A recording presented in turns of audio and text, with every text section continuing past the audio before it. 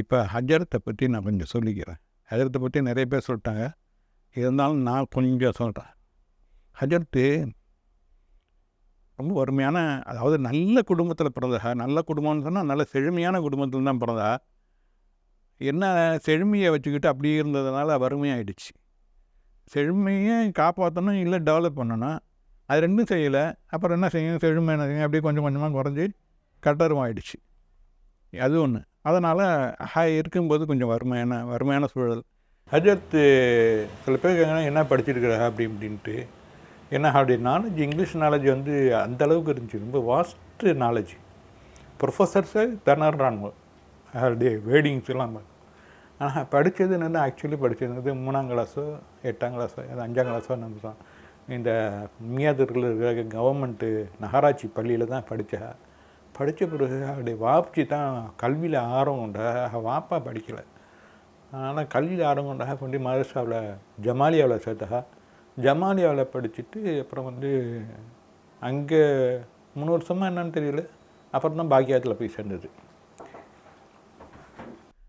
படிக்கிற காலத்தில் சில சம்பவங்கள்லாம் நடந்தது. Brilliant student. அதனால் கேட்குற கேள்விகளும் ரொம்ப காம்ப்ளிகேட்டடான கொஸ்டினை விட்டு அஜர்த்து மரங்களை மடக்குவா. அந்த கெப்பாசிட்டி அவர்கிட்ட இருந்தது. அது வந்து எப்படின்னு சொன்னால், மங்கள ஹஜரத்துன்னு ஒரு ஹஜரத்து, ரொம்ப சுப்பீரியரான ஹஜரத்து. அப்படின்னு சொன்னால் கிளாஸ் எடுத்தான்னா மதரசாவே சிரிக்கும். அந்த அளவுக்கு ரொம்ப தமாஷா கிளாஸ் எடுப்பாங்க. ஆள்கிட்ட போய், என்ன ஹஜரத்து நீங்கள் என்னை கவனிக்கவே மாட்டேங்கிறீங்க அப்படின்னு. எப்படின்னு சொன்னால், கிளாஸில் வந்து கேள்வி கேட்க மாட்டான் ஹஜரத்துட்ட. மற்ற ஸ்டூடெண்ட்டு கேட்பான், எல்கிட்ட கேட்க மாட்டான். சைடு வரும்போது பார்வை அப்படி அந்த பக்கம் ஓட்டிடுவா. அதனால் கேட்டாங்க, என்ன ஹஜரத்து நீங்கள் கவனிக்கவே மாட்டேங்கிறீங்க. என்னப்பா நீ சலான்னு சொல்கிற, நானும் உனக்கு பதில் சலாம் சொல்கிறேன். அப்புறம் என்ன நீ வந்து என்னை கவனிக்க மாட்டேங்கிற. இல்லை, என்ன கேள்வி கேட்க மாட்டேங்கிறீங்களே. உன்கிட்ட கேள்வி கேட்க வேண்டிய அவசியம் இல்லைப்பா. உன்கிட்ட இந்த விலாயத்தினுடைய ஜத்து இருக்குது அப்படின்னு. அந்த ஜத்துன்னா இந்த விந்து இருக்குது உன்கிட்ட. அதனால் அவனுக்கு கேட்கணும்னு அவசியம் இல்லை. அது எப்படி நீங்கள் சொல்கிறீங்க? ஹராத்தில் பிறந்தவனுக்கு இருக்குமா? இருக்காது. அப்போ நான் ஹராத்தில் பிறக்கலான்னு உங்களுக்கு எப்படி தெரியும்? நீ இப்போ கேட்டப்பாரு இதே காமிக்குது உனக்கு. இதுவே உன்னை காமிச்சு கொடுக்குது, இந்த விலாயத்துடைய ரேங்க் உனக்கு இருக்குது அப்படின்ட்டு. இது ஒரு சம்பவம். இன்னொரு சம்பவம், ஒரு மீட்டிங்கில் பேசுகிறாங்க. அமானி ஹஜரத்து தலைவர் பேசுகிறாங்க. அப்போ ஒரு சீட்டு வந்துச்சான். எப்படின்னா, ரசூலுல்லாவை பார்த்த சொர்க்கத்துக்கு போக அப்படின்ட்டு இருக்குது. அப்படின்னு பார்க்கும்போது அபூலஹப் நரகவாசின்னு அல்லாவே சொல்லிட்டான், முத்திரை குத்திட்டான், ஆயத்தே இறங்கிடுச்சு. அப்படி இருக்கும்போது அபூலஹப் என்ன சொர்க்கவாசியா நரகவாசியா? நரகவாசின்னு குரான் சொல்லுது, சொர்க்கவாசின்னு அதே சொல்லுது. இது எது உண்மை அப்படின்ட்டு அஜர்த்து சொன்னாங்க, இது ரெண்டுமே உண்மை தான். அந்த சீட்டு வந்தோடனே சீட்டை வாங்கி பார்த்துக்கிட்டு அடுத்த செகண்டு சொன்னாலாம், இது ரெண்டுமே உண்மை தான். அதுக்கு ஒரு உதாரணம் என்னென்னா, ஒரு நெருப்பு இருக்குது. நெருப்பை வந்து ஒரு சின்ன பிள்ளைகிட்ட கொடுத்தீங்கன்னா அது ஒரு மினுமினுங்கிற பொருள் அப்படின்னு சொல்லிட்டு அது விளாடும். ஒரு குடும்ப தலைவீட்டை கொடுத்தீங்கன்னா அதை வந்து அடுப்பெரிக்கிறதுக்கு பயன்படுத்திக்குவா. ஒரு ஒரு தட்டான்ட்ட கொடுத்தீங்கன்னா அவன் நகை செய்கிறதுக்கு பயன்படுத்துவான். அதே மாதிரி ஒரு தீவிரவாதிட்டு கொடுத்தீங்கன்னா ஊற உளுத்துறதுக்கு பயன்படுத்துவான். அப்போ பொருள் ஒன்று தான், பார்க்குற ஆங்கிள் வேறையாக இருக்குது. அதே மாதிரி தான் அவன் பார்த்த வந்து முகமது ரசூலுல்லாவை பார்க்கல, முகமது பின் அப்துல்லாவை தான் பார்த்தான். அதனால் அவன் நரகவாதி அப்படின்ட்டு எக்ஸ்பிளைன் பண்ணேன் அப்படின்னு. அப்போ அம்மானேஜருக்கு கூப்பிட்டு, யாருப்பா அப்படின்னு கேட்டிருக்காங்க. இந்த மாதிரி நான் நாகூரில் நீ யார், இன்னும் ஆள் அப்படியா அப்படின்னு சொல்லிட்டு மிச்சம் விட்டாங்க என்ன அப்படின்னா. அதாவது எஜமானுடைய பிள்ளை நீ பேசலை, அது பேசியிருக்கு. யார்? எஜமான் பேசியிருக்கிறா, நீ பேசலை அப்படின்னா. இது ஒரு சம்பவம். இன்னொரு சம்பவம், அங்கே வந்து ஒரு சீனியர் ஸ்டூடெண்ட் ஒன்று இருந்திருக்கிறான், அப்துல் கார்னு, மலையாளி. அதாவது 2 வருஷம் சீனியராக. அந்த பையன் வந்து கூப்பிட்டு நான் பையா நீங்கள் வா அப்படின்னு கூப்பிட்டு, நீ என்ன வந்து கேள்வியெல்லாம் கேட்குற கிளாஸில், கேள்வி கேட்குறதா இருந்தால் என்கிட்ட கேளு அப்படின்னு. ஏன் நீ கேட்குறதுனால அது ஒரு பீரியட் பூரா போயிடுது, வேஸ்ட்டாக போகுது. என்கிட்ட கேளு, நான் சீனியர் தானே, எனக்கு தெரியும் ஆன்சரு, நீ கேளு அப்படின்னு, என்கிட்ட கேளு அப்படின்னு. அதை மைண்ட் பண்ணி பண்ணாமல் இருக்கும்போது ஒரு கேள்வி, நீ எப்படியா சொல்கிற சரி அப்படின்னு சொல்லிட்டு ஒரு கேள்வியை கேட்டிருக்காங்க. அவனுக்கு பதில் சொல்ல முடியல. அப்போது மதரசா பூரா பரவிடுச்சு. பக்கம் ஒரு கூட்டம், அவன் பக்கம் ஒரு 10-15 பேர், பக்கம் பாக்கி பேரெல்லாம் ஹேப்பாக இருக்கான். வாங்குவாங்கன்னு வாங்கிட்டவனை என்னமோ பெருசாக நினச்சிட்டு பேசினான் அப்படின்னு சொன்னான். அது ஒரு சமயம். இன்னொரு சமயம், ஹஜரத் மதரசாவில் வந்து ரொம்ப ஸ்ட்ரிக்ட்டு, எங்கேயும் வெளியே போக முடியாது ஸ்டூடெண்ட்டு, கேட்டை எடுத்து கூட்டிடுவா. அதாவது அதுவும் இல்லாமல் வந்து பாக்கியாவது சாலித்துன்னா அது ரொம்ப ஸ்ட்ரிக்டான மதரசா அந்த காலத்தில். இப்போ எப்படின்னு தெரியாது. அப்போ ஹஜரத் அந்த செவரார் வச்சு சினிமா பார்த்துட்டு வருவா. சினிமா பார்த்துட்டு வந்து யாருக்கு தெரியாமல் போய் படுத்துடுவா. இதை வார்டன் கவனிச்சிருக்கிறாரு. அவரும் ஹஜரத்து தானே, வார்டன் கவனிச்சிருக்கு. கூப்பிட்டு, ஏம்பா சினிமாவுக்கு போயிட்டு வர்றேன்னு சொல்லிட்டு போ, நீ போகிறது எனக்கு தெரியும், நீ வர்றது எனக்கு தெரியும், எங்கே நீ பதுங்குறங்கிறது தெரியும், பதுங்கி போகிறேன்னு தெரியும், ஆனால் ஒன்று கேள்வி கேட்க முடியாதுப்பா. ஏன் நீ எல்லா பாடத்துலையும் 10% வாங்குற, எல்லா பாடத்துலையும் எதுலையுமே உன்னை வந்து மைனஸ் பாயிண்ட் பிடிக்க முடியல, எல்லாத்துலேயுமே கெட்டிக்காரான இருக்கிற, நான் எப்படி கேட்குறது? அதனால தான் நான் கண்டுக்காமல் இருக்கிறேன். தெரியாதுன்னு நினச்சிக்கிட்டு இருக்காது, தெரிஞ்சுப்போ, எனக்கு தெரிஞ்சுப்போ, அதனால் வந்து நீ வந்து இப்படி மறைஞ்சு போகாது அப்படின்னு சொன்னான். அது பாடம் ஈவினிங்கில் பாடம் பார்த்துக்கிட்டு இருப்பாங்கள்ல, பாடம் படிச்சுக்கிட்டு இருக்கிறாங்க. லைட்டு வந்து டிம்மாக இருக்குது, 2 லைட்டு இருக்குது, டிம்மாக இருக்குது. சுவிட்ச் போர்டு அங்கே இருக்குது, மேலே தானே இருக்கும். அப்போ ஒரு பையன் படித்து ஓதிட்டு இருக்கும்போது அவனை சொல்லியிருக்காங்க, அது அந்த லைட்டு சுவிட்சையும் போடு அப்படின்ட்டு. அவன் உட்காந்துருந்த இடத்துலையே டக்குன்னு போட்டானான். எல்லோரும் பார்த்தோம், அவன் போடுறத பார்த்தோம், சுவிட்சு போட்டான், அது லைட் ஆன் ஆகிடுச்சு, எரியுது. ஆனால் அவனுக்கு தெரியலை இது எப்படி நடந்ததுன்னு. எனக்கு ஜின்னு நானுவோம், ஆனால் ஜின்னும் கிடையாது, ஒன்றும் மண்ணும் கிடையாது. இது வந்து இந்த நேரத்தில் கிளிக் ஆகும், அந்த நேரத்தில் நடந்தது, அவனுக்கே தெரியல கிளிக் ஆனது, மறுபடியும் அவனால் போட முடியல அப்படின்னு சொல்லிவிட்டு அப்புறம் சொன்னாங்க, நான் பல தடவை பூட்டை அலிகார் பூட்டையெல்லாம் உடச்சிருக்கிறேன், கண்ணால் பார்த்தேன், உடச்சிருக்கிறேன், சேலஞ்சு பண்ணிலாம் உடச்சிருக்கிறேன் அப்படின்னு சொன்னேன். அப்புறம் ஒரு சம்பவம், இது நீங்கள் யாருமே நம்ப மாட்டீங்க, நம்ப முடியாது. சின்ன பிள்ளையாக இருக்கும்போது வாப்பா ஒரு பொருளை கொடுத்து ஒரு ஹஜரத்திட்ட கொண்டு ஒரு ஆள்கிட்ட கொடுத்துட்டு வா அப்படின்னு சொல்லிட்டு நான் ஒரு சொல்லி கொடுத்துருக்குறா.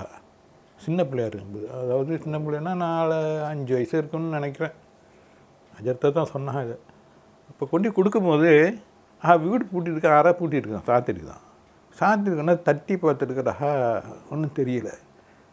அந்த சாவி எடுக்கிறல அது அந்த இடுக்கு வழியாக பார்த்துருக்கா, உள்ளே லைட் எரியுது மட்டும் தெரியுது. அதை குட்டு பார்த்துருக்கிறா, பாடி 3 துண்டாவோ 2 துண்டாவோ 3 துண்டாவோ இருக்குது. அந்த பாடியில் லைட் எரியுது, அது விளக்கு எரியுது.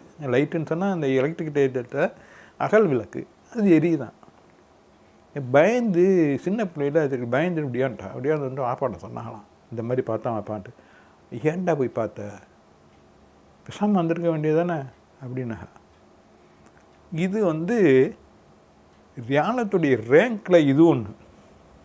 இந்த பாடி 2 3 துண்டாக போகிறதெல்லாம் வந்து இது ஒரு கராமத்து அப்படின்னு வச்சுங்களேன். இது சில பேருக்கு எழுந்திருக்கு. ஆழியூரில் அடங்கியிருக்கிற மூட்டைபவா அந்த மாதிரி செஞ்சுருக்கிறா. அதை பார்த்தவர் அவர் இப்போ யாரும் பார்க்கக்கூடாதுன்னு சொல்லியிருக்காரு. ஹஜரத் இது மாதிரிலாம் இருக்கும்போது பார்க்கக்கூடாது, பார்த்தா வந்து பாடி சேராது, அதனால் பார்க்காம இருக்கிறது தான் நல்லது அப்படின்ட்டு சொன்னாங்க. இப்போ அது ஒரு பக்கம் இருக்கட்டும், ஹஜரத் பார்த்துட்டு வந்திருக்கா. அதே மாதிரி மூட்டை இருந்ததை பார்த்துருக்கா. பார்த்தவருக்கு அவர் என்ன ஆனதுன்னு தெரியல. அவர் இந்த ஸ்பிரிச்சுவல் புக்கெல்லாம் படிக்க ஆரம்பித்து மென்டல் ஆகிட்டார். எனக்கு தெரியும், எங்கள் வீட்டுக்கு பக்கத்து வீடு பெரிய மனுஷர், மென்டல் ஆகிட்டார். கடைசி வரையில் மொத்தா போகிற வரையும் அவர் ரெக்கவரே ஆகலை. தானே போய் சோறு தானே இதுமாரு. அப்போ நாங்கள்லாம் யாரோ செய்வேன்னு செஞ்சுட்டாங்க அப்படின்னு தான். நான் சின்ன பிள்ளையில அவர் 15-16 வயசு ஸ்கூல் ஏஜ் தானே செஞ்சிட்டாங்கன்னு தான் நினச்சிக்கிட்டு இருந்தேன். ஆனால் ஆக்சுவலி அதல்ல. அவர் ஸ்பிரிச்சுவல் புக்கு படித்ததுனால ஏற்பட்ட விளைவு அப்படிங்கிறத எனக்கு பின்னால் தான் நான் தெரிஞ்சுக்கிட்டேன். அவர் வச்சுருந்த புக்கெல்லாம் போய் தேடி பார்க்கும்போது அவர் வஃபாத்தான பிறகு அந்த புக்கெல்லாம் எங்கே போணுச்சு, எழுந்துச்சு, என்ன ஆணுச்சு, நான் அவருடைய மகனார்கிட்ட கேட்டேன், தெரியல அப்படின்ட்டாங்க. அதெல்லாம் நான் விட்டுட்டேன். ஹஜரத் அப்படி இருந்த ஆளாங்கிறது எனக்கு தெரியாது. இதுக்கு பேர் தமிழில் வந்து அக்கு யோகம்னு பேர். வள்ளலார் இருந்திருக்கிறாரு, இந்த நிலையில் இருந்திருக்காரு. அதனால தான் சூஃபியர்கள் வந்து காட்டில் போய் இதெல்லாம் செய்வாங்க. இந்த மாதிரி நிலைக்கெலாம் வர்றதுக்குன்னா அது ஏன் அது மாதிரி செய்கிறாங்க, என்னத்துக்கு செய்கிறாங்கங்கிறதெல்லாம் எனக்கு தெரியாது. இந்த மாதிரி நிலை வரும்போது அவங்க காட்டுக்கு போயிடுவாங்க, தனியாக போயிடுவாங்க. அது காட்டுக்கு போகிறதுனால இந்த கண்ட மிருகங்களை வந்து புலி கிளி அடித்து போய்ட்டுன்னு அப்படிலாம் நினைக்காதீங்க. எந்த மிருகமும் எந்த பூச்சியும் அண்டாது, உங்களை கண்டவொன்னே ஓடும். அதனால் அது ரொம்ப சேஃபான இடம், யாருக்கும் தெரியாது. ஆனால் இந்த மாதிரி ஆன்மீக சம்மந்தப்பட்ட இதில் டீப்பாக போகும்போது தனி இடத்துக்கு போகிறது தான் நல்லது. ஏன்னா மற்றவங்களுடைய கவனம் இல்லாமல் இருக்கிறது தான் பெஸ்ட்டு. ஹஜரத்து அங்கே தலைமாட்டுத்தூரில் இருந்த வரையிலும் அது ஒரு தனி இடமா தான் இருந்தது, ஆசிரமம் மாதிரி தான் இருந்தது. அது பெஸ்ட்டான இடமா இருந்துச்சு. அது இங்கே வந்த ஒரு சொந்த இடத்துக்கு வந்த பிறகு தான் மாறி போச்சு. அது நான் வந்து பிறகு சொல்கிறேன். அப்புறம் ஒரு தடவை ஹஜரத்து இங்கே வீட்டில் தகசீல்லாம் ஆகி வந்துட்டா. வந்த பிறகு வீட்டில் மயமாக தலைமாட்டு திருவிழா தான் இருக்குன்னு நினைக்கிறேன். ஏன்னா அந்த அமைப்பு வந்து சொன்ன இது அதான் வந்து காலை நேரத்தில் பொங்கல்லாம் ஜனங்க வந்துருக்குது. அந்த நேரத்தில் வந்து வாசலில் இருந்துட்டு மௌலானா மௌலவி அப்துல் வஹாப் பாக்கவி இருக்காளா?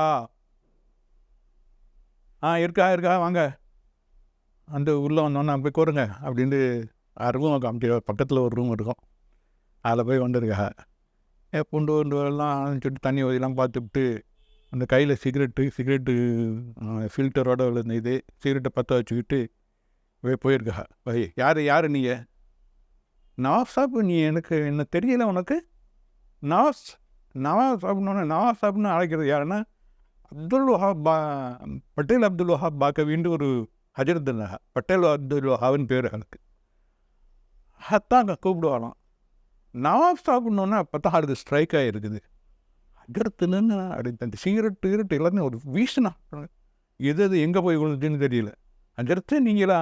ஆமாப்பா, என்ன மறந்துட்டேனே அப்படின்னு சொல்லி கூப்பிட்டு வச்சு உட்கார வச்சு பேசிக்கிட்டு இருந்தாங்க. பேசிக்கிட்டு இருக்கும்போது பொண்ணுலாம் வந்துட்டாங்க. அப்போ தான் சுல்தான் ஒரு கேள்வி கேட்டான, சுல்தான் தாதா.